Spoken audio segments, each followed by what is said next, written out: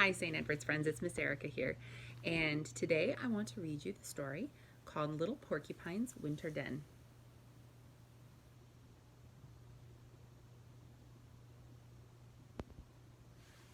So, this book is set in the Grand Canyon, which is in the state of Arizona on the continent of North America on planet Earth. And this is a story about a porcupine and about his den. But what I've learned as I've read this book is that porcupines actually live all over Canada, western, northeastern, and north central areas of the United States. So there are porcupines in our backyards and in our forests here, as well as in the western United States where the Grand Canyon is located. So porcupines are quite common creatures, even though I have never actually seen one, other than in a zoo, I think. But this is a story all about a porcupine and how they live in their den. Little Porcupine's Winter Den. This was written by Susan Thompson Hoffman, and Jennifer Haberstock illustrated the book.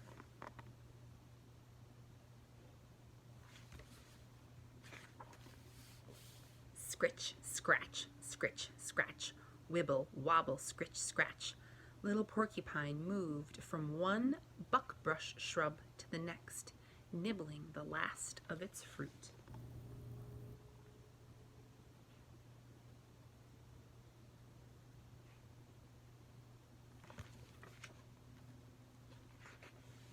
A cold blast of wind ruffled the trees along the rim of the Grand Canyon.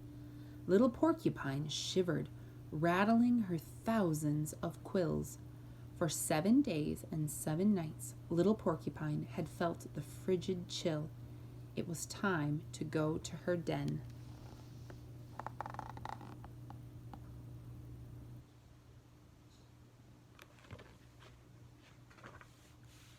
Little Porcupine's den was a dark, safe place, tucked into the side of a rocky hill overlooking the canyon. She had found it when she was first ranged beyond her mother's woods. Now it would protect her from fierce winds and icy temperatures. As Little Porcupine hurried along, coyotes howled in the distance, calling to one another in the night. She rounded the bend of the trail. There, above the path, she saw her den. It was a limestone cave that sparkled in the moonlight.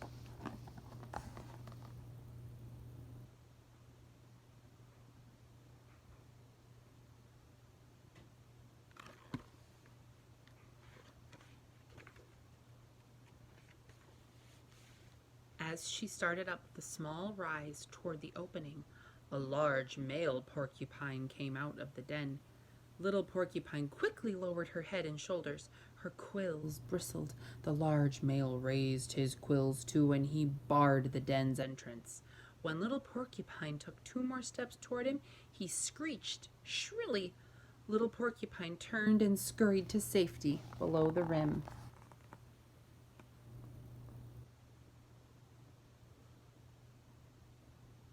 It looks like another porcupine wanted to live in that den as well. As she reached the path once again, she heard Coyote in the underbrush, and she scrambled for the nearest tree. Flattening her body and tightening her tail against the bark, Little Porcupine climbed quickly.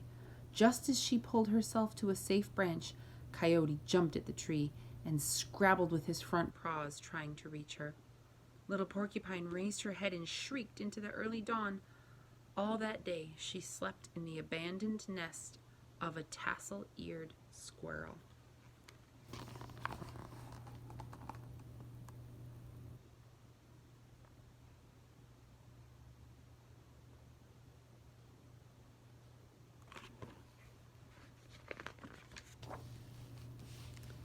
The following evening, Little Porcupine was eating pine bark.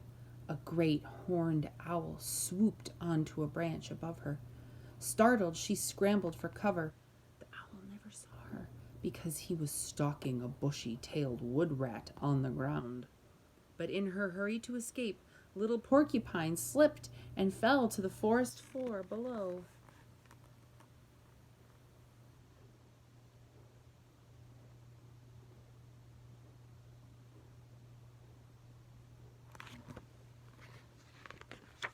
dangerous here out in the wild for little Porcupine.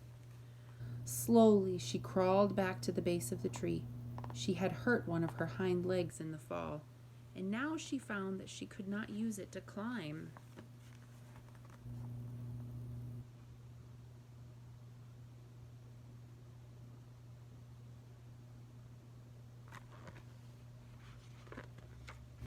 Dragging her sore leg, little Porcupine started back towards her den once again. She needed shelter. This time, when she reached the cave on the canyon rim, there was no sign of the large porcupine. Little Porcupine sniffed the air and grunted before she entered the den. Licking the leg that hurt, she rested in the opening. When she began to feel hungry again, she limped out for food.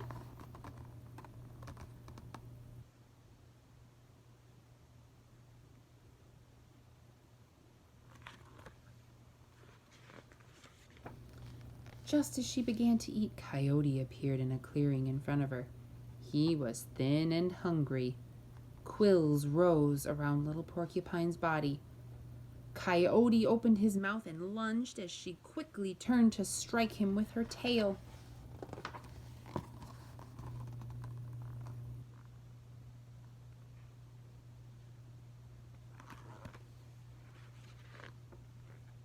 But Coyote was not lunging for her. He was after the large male porcupine that little Porcupine had found in her den. He too had been feeding on the ground, but now he scrambled up the closest aspen tree. Coyote's teeth glistened as he snapped at the large porcupine just out of his reach.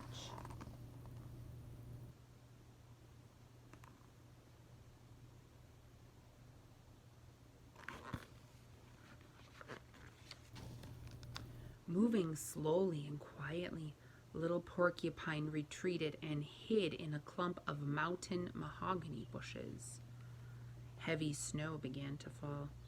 Coyote waited under the tree, never taking his yellow eyes off that large porcupine.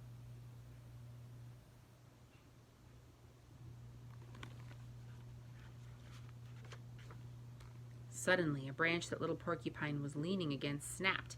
Coyote spun around and spotted her. Her quills rose up around her, and her teeth began to clatter. From his high roost in the aspen tree, the large porcupine peered into the bushes. He, too, saw little Porcupine. Her strong, pungent warning smell filled the air.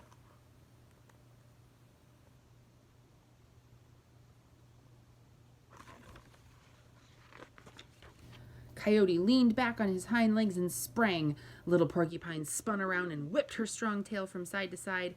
Coyote let out a savage yelp as her quills pierced his paws. Whimpering in pain, he limped off.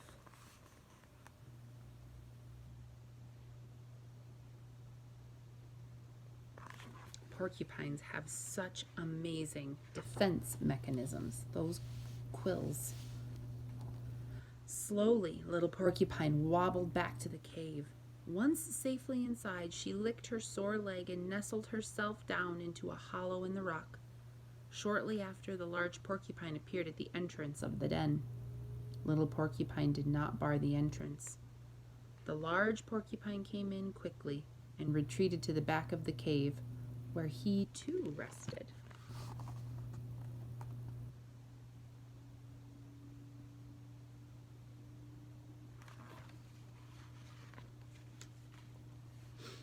A single shaft of moonlight pierced the den's opening.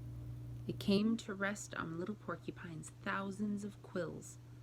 Stiffening her back and tail, her quills rose about her. As she relaxed, they fell smoothly into place against her body. Then she closed her eyes and drifted to sleep.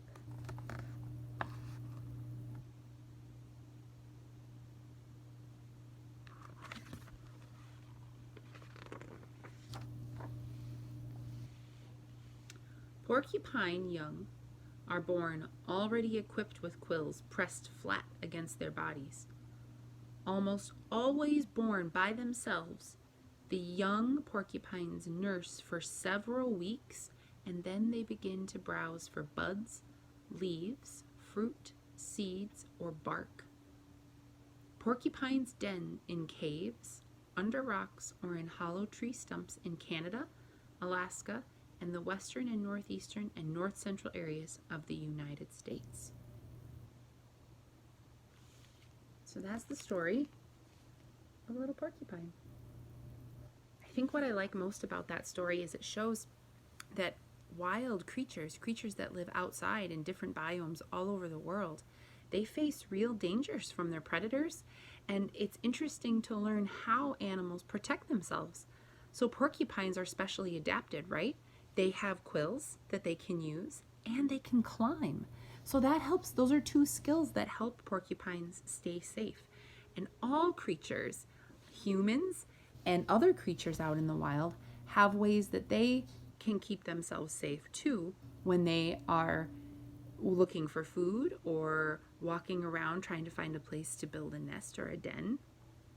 So I really like that book, and I also like it because it's set in the Grand Canyon, which is kind of a really amazing place in Arizona. And we talk about biomes in our class, and we talk about how they're different, and we talk about a desert biome and a mountain biome and how they're very, very different. But the Grand Canyon kind of blurs the line. It kind of is both mountain and desert at the same time. There's forests near the Grand Canyon. There's mountains near the Grand Canyon. The Grand Canyon itself has a giant river in the bottom of it. So it has a lot of different types of characteristics of different biomes. So there's actually a lot of creatures that can live in and around the Grand Canyon that normally don't live around each other or together very often. So I think it's kind of a special place in that regard. So I hope you enjoyed Little Porcupine's Winter Den, and I hope you have a wonderful day, and we'll see you really soon. Bye for now.